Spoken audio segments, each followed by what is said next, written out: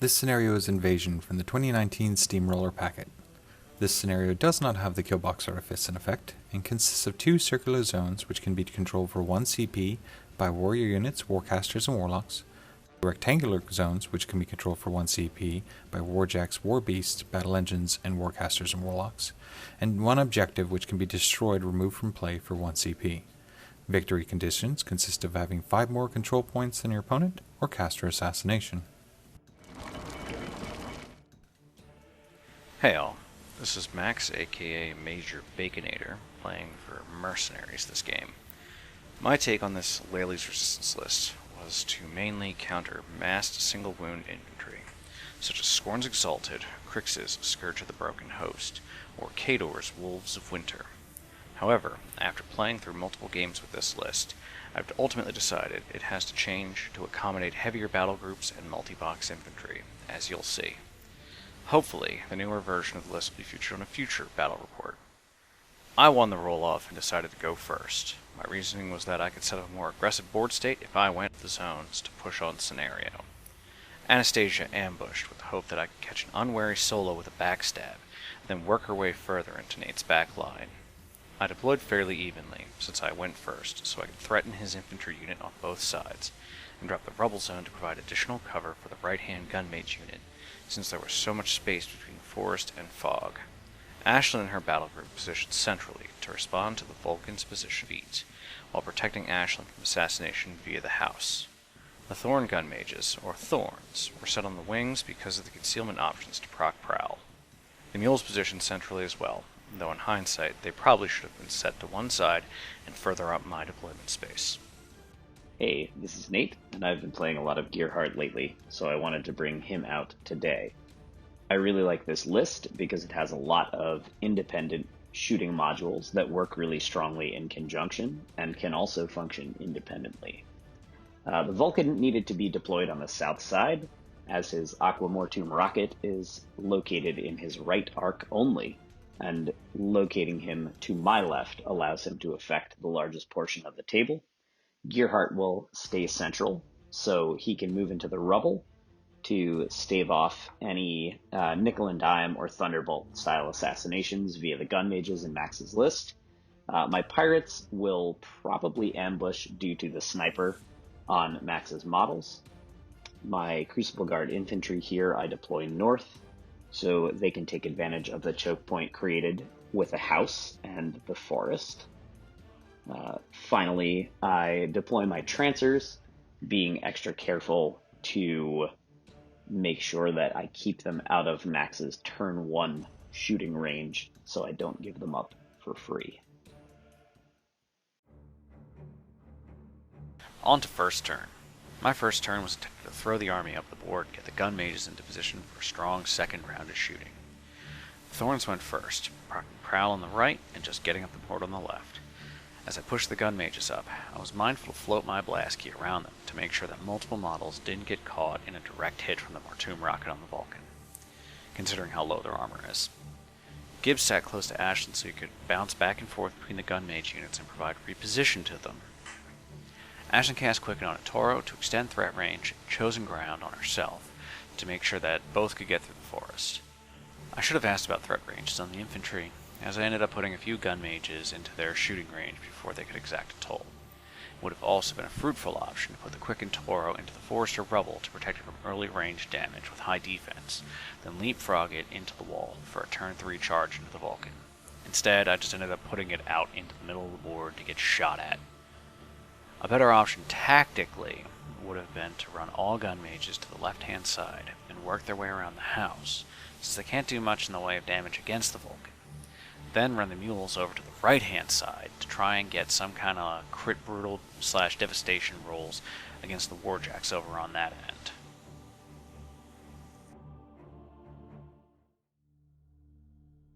So Max moved his gun mages and Toros up very aggressively. His range threat is pretty long, but thanks to Snipe, mine is longer. Now, because I went second, I do score first on this scenario, so this gives me this opportunity to position very carefully and potentially have 2 rounds of ranged attrition before I have to start worrying about scenario. So I'm going to start the turn with Alyce, always, to give Harmonious Exaltation to Gearhart. He then will move up and do his usual turn 1 business, which is snipe on the Crucible Guard Infantry and hotshot on the Vulcan.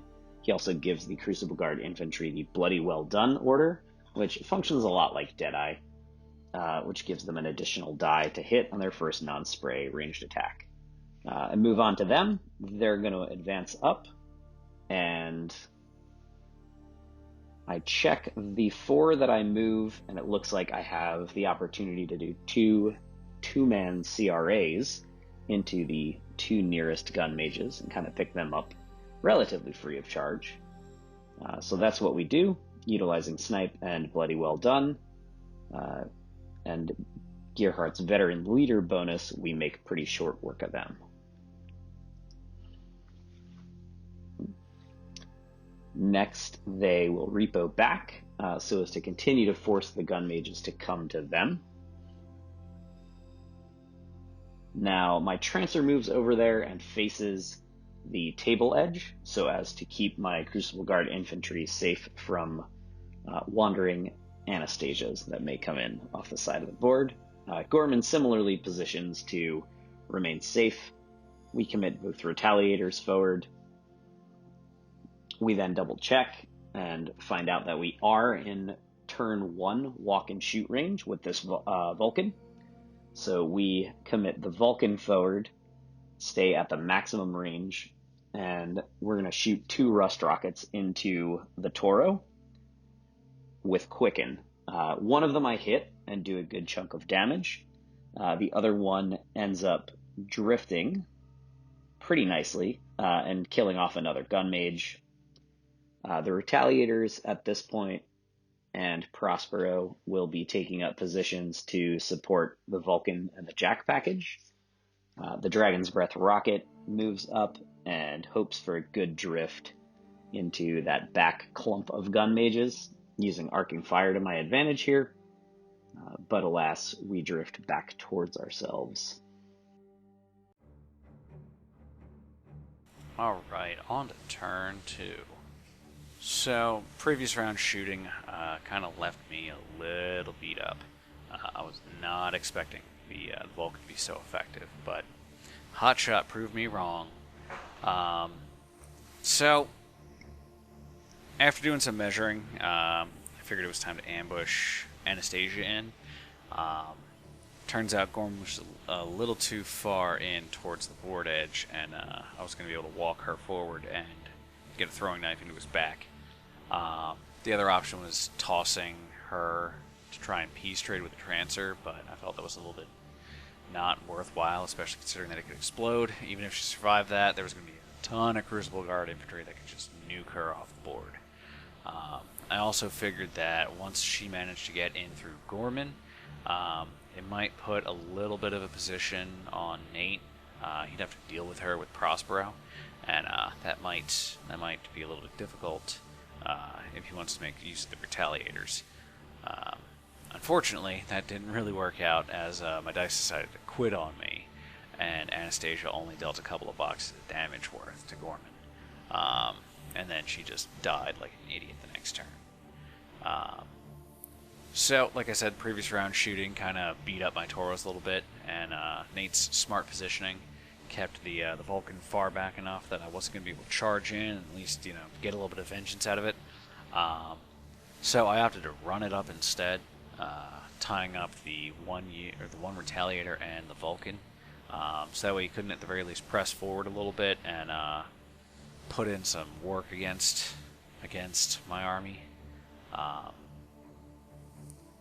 Once I did that, I decided that I wasn't gonna give Nate anything with the press gangers.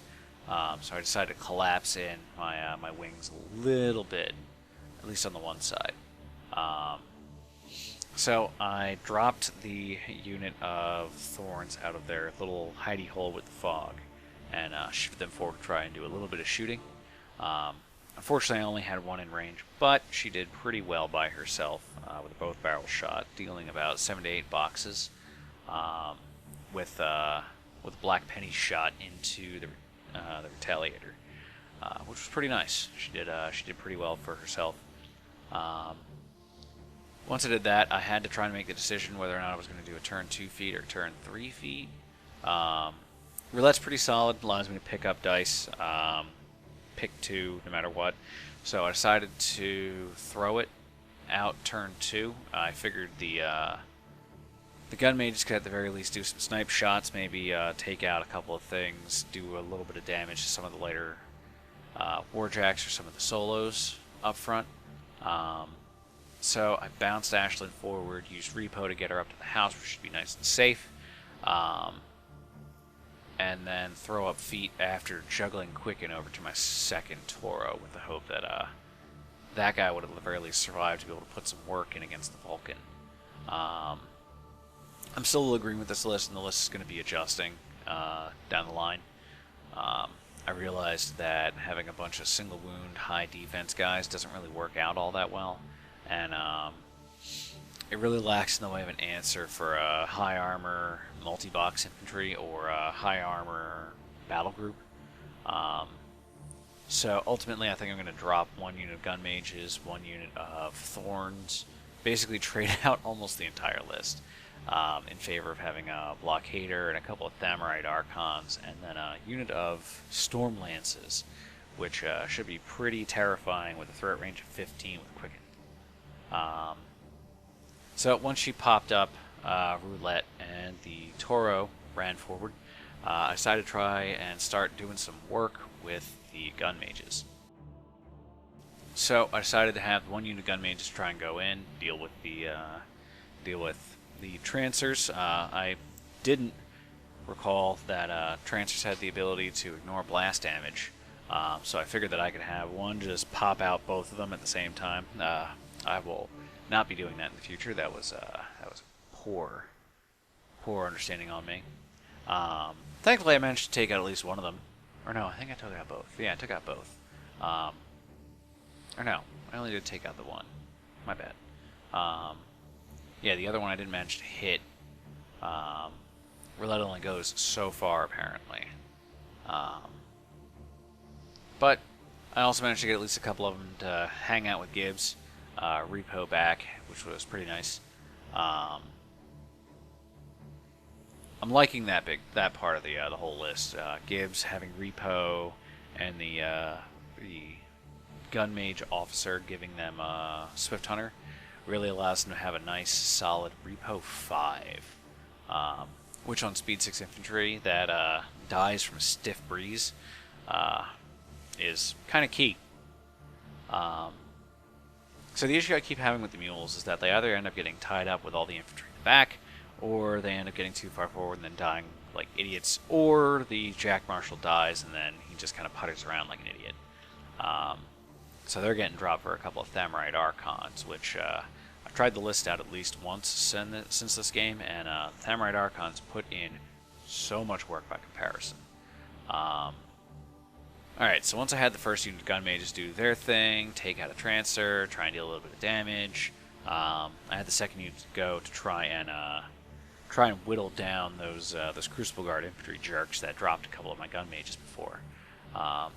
Fortunately, luck wasn't particularly with me. I didn't manage to do enough to them.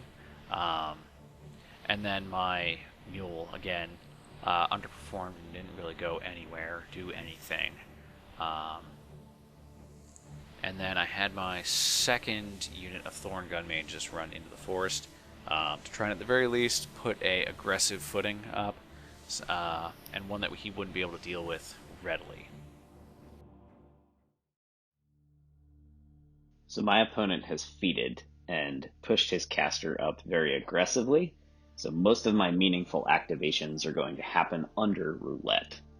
So if I play this turn very carefully, my number one priority is to kill or cripple the Toros.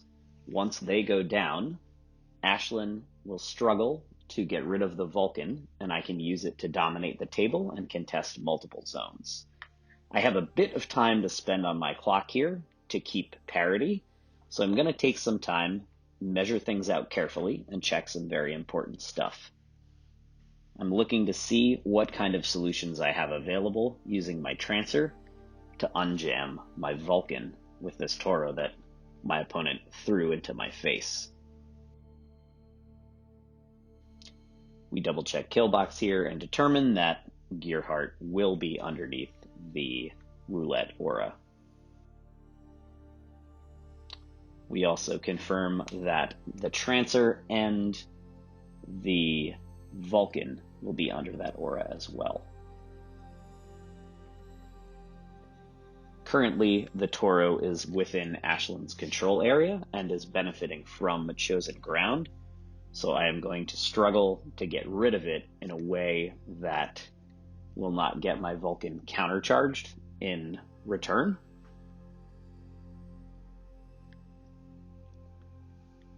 So we've proxied out a movement with my Trancer and determined that I can walk there. So now we begin the turn in earnest after doing all the planning.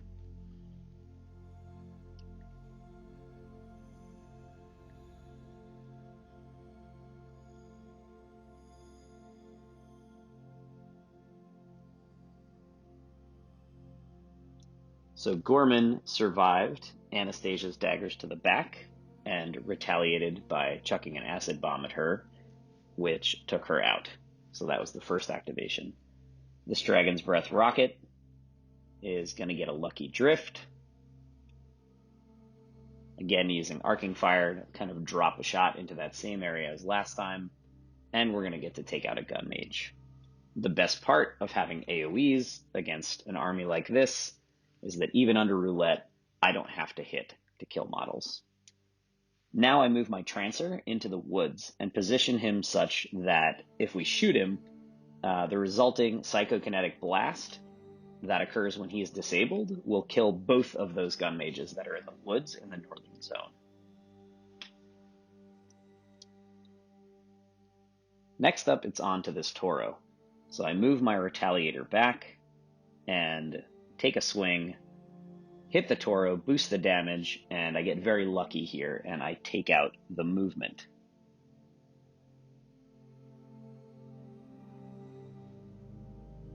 At this point, my Trancer moves in to the predetermined location and uses Mental Force and benefits from the Veteran Leader bubble from Gearhart himself to successfully smite the Toro, and I smite the Toro like the exact distance I need to kick it out of Ashlynn's control and knock it down. The Trancer then repositions back into the central zone to contest. Baldwin activates and takes some shots at the Jack that is currently knocked down. Trying to determine here, I'm considering using him to attempt to shadowbind the Jack behind the wall to make it easier for the Vulcan to hit, but I don't end up going with that plan. Instead, I'm going to shoot the knockdown Toro with an acid cannon shot, and then I'm going to swap to the vitriolic ingression catapult and use it to shadowbind the knockdown Toro, which is now knockdown and shadowbound outside of Ashlynn's control area. So pretty effectively neutering it for the next turn, so I don't have to worry about it. The Vulcan then pivots and opens up on the Toro behind the wall. Now I boost my first Aquamortum rocket shot, and I get super lucky here, and I do hit the 10 to apply Rust. We get 2 tries at the sprays off the Vulcan. One of them misses, and one of them hits. The resulting damage rolls from the rocket shot and the spray that hit were enough to cripple the sword arm of the quickened Toro that's behind that wall. So, primary goal for the turn has been achieved. We get another drift off my second shot with the Vulcan and kill yet another gun mage.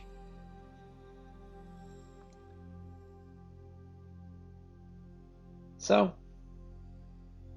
Prospero is going to move up and cast Guided Fire, take some shots onto the Toro that is knocked down, do a little bit of chip damage, and one of my Retaliators will do the same.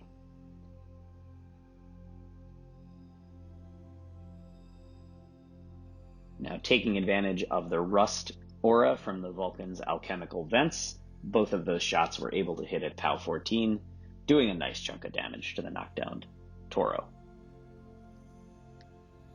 So the Crucible Guard Infantry then advance.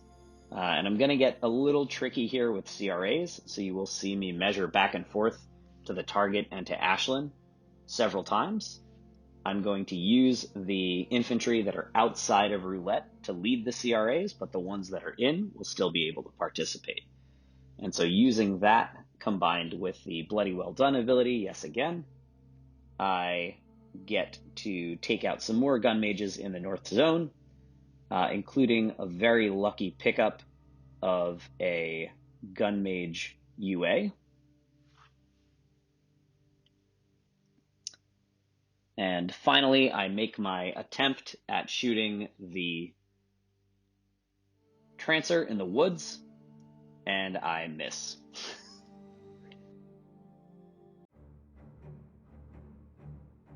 Alright, going into turn 3, I was really not expecting Nate to do as much as he did, but man, does he have some hot dice against me, I'll tell you. So, I honestly expected my Toro to die. The fact that that Toro that ran all the way up there got to hang out on a couple of boxes was kind of neat, but also kind of useless because of just how hammered he got by everything. Kind of a useless thing hanging out there over in the corner. With, if I remember correctly, he had Shadowbind, he was knocked down, he had Corrosion, he had basically all the effects just hanging out on him. But that all ended up just, pointing to he was going to be absolutely useless to me. So, with most of his army untouched, I kind of had a weird decision to make. I could either try and go for the assassination or hope that I could score enough scenario points and then keep him pushed back far enough that I could eke out a win on scenario. However, with a big old Vulcan hanging out there and a mostly undamaged army, I didn't really see much of an opportunity to eke out some kind of win. So I figured a Hail Mary assassination run would be the better option. For reference, my Hail Mary assassination run attempt was having Ashlynn juggle quicken to herself, walking forward, and trying to hit, I think it was defense 19? Defense 19, Gearhart with a gallows, roll exactly what I needed, which would have been a 5 or 6 to pull him in, because he has to, because of the rough terrain rules, I can't, he pushes in at half distance. Push him in 3 inches to get within range to be able to hit him with a dual attack between lunge and a barrel shot, and then hopefully have the gun mages go in and do damage past that. Unfortunately, I was also dumb and didn't activate everything precisely in the right order, and then on top of that, I didn't realize that the Arcane Assist rule on Sylys counts for the next spell cast, so putting on Quicken kind of screwed me out of getting Gallows to operate. And then on top of that, having Quicken up kind of also screwed me later on in the game, just a touch. I also didn't get my I also didn't manage to get that Hail Mary boxcars roll on Quicken. So, just to make sure that I had the backup plan at least a little bit in place, I had my Toro, which that Toro hanging out behind the wall did not manage to survive as well as I thought it was going to be. Again, Nate has some really hot dice rolls against me, and I ended up losing my sword arm, my all-important sword arm on the Toro. So I decided to try and, at the very least, use it to take out the objective, which it did. So that at least scored me my first scenario point. But I was really hoping to be able to actually beat up on that Vulcan a little bit. Maybe pop out that Trancer too. Though if I recall, that was what the Toro managed to do, was pop out that one Trancer. So after that all happened, I decided I was I was going to have... Actually, no, that's right. It was the Thorn gun mages who popped him out. So they pushed forward, and that one guy managed to at the very least hit it with Black Penny, but Nate also pointed out an interesting bit, which you'll see in a moment. Pushing them together so that way they can not be pushed back because of Poltergeist allowed them to actually put in their shots. And if I remember correctly, it wasn't until the third or fourth shot with the Thorn gun mages that I actually managed to put that Trancer down, which was kind of important because that allowed me to score the central zone and get my second scenario point in. After that, I also figured Gibbs, at the very least, I might be able to do at least a little bit something defensively by repositioning Ashlynn after she did stuff. Get her a little closer, move her away, different options. So I ran Gibbs forward to at least, proc that repo up. Also, I wasn't necessarily expecting the Trancer to blow up and kill my second Toro. I really did expect the Toro hiding behind the wall to do more than the Toro that ran up and then got shot to pieces like an idiot. So that happened. That was fun on the bun. So once I got through all that, I had to figure out what I was doing with the Thorns and my remaining gun mages on the far end. So the Thorns decided to drop back a little bit since Nate's idea was to run the Trancer forward and try and blow it up. Didn't work out, thankfully.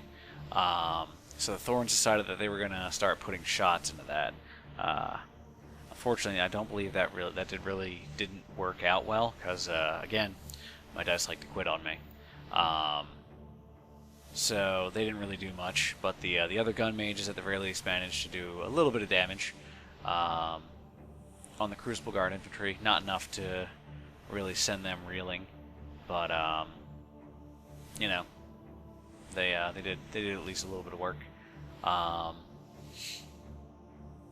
unfortunately, that was kind of it for me. The mules weren't going to really be much use. The gun mages weren't really doing much, and ultimately Nate was going to just pummel me into the ground. So again, the switch between Chosen Ground and Quicken was for an attempt to be able to throw Gallows up, but I could have just kept Chosen Ground up, drop Quicken, and then Ashlynn could have tried to go for 2 Gallows, one of which would have been able to have additional die to hit damage, which would have been neat, but that didn't happen. So my opponent went for 2 very big plays last turn. He went for an assassination attempt to Gallows Gearhart out of the rubble, and he scored 4 CPs. Thankfully, he only got the CPs. So I think this turn I can easily score 2 to 3 points back on him and begin to contest the central and lower zones in a way that he will not be able to get them back. The pirates are pretty key to that plan, so they're going to be ambushing on the south side of the table.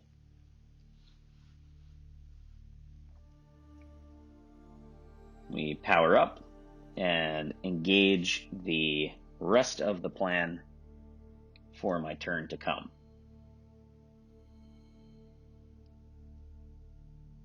Checking now to see what I can use to clear those gun mages in the zone to allow the pirates to score it.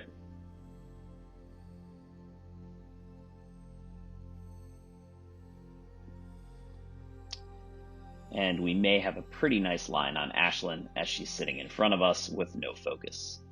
So I'm going to move this Retaliator base to base with her. Then Gearhart's going to activate. He is going to use his feet, target the Toro that remains, and he'll swap to the Catalytic Detonator and cast Snipe on himself. The catalytic detonator is his gun with momentum.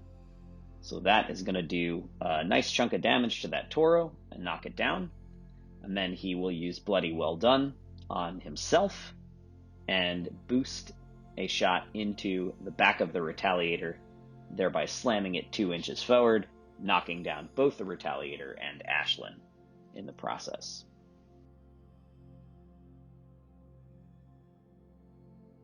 Prospero goes next. We're going to aim and use Guided Fire and take a pot shot at the Toro that is in front of the Vulcan. We're going to hit it.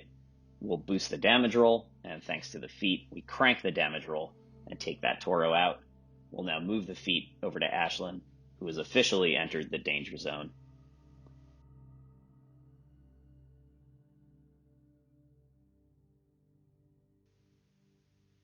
The Dragon's Breath rocket takes a shot, misses, drifts, but still takes out 2 of those gun mages in the south zone.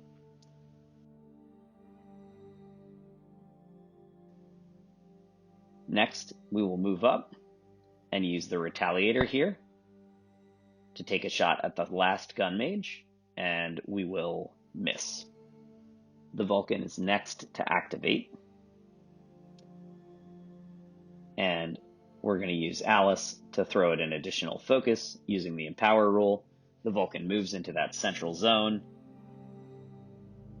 and we'll use its Bulldoze ability to push Ashlynn a little bit further towards the Crucible Guard infantry up north.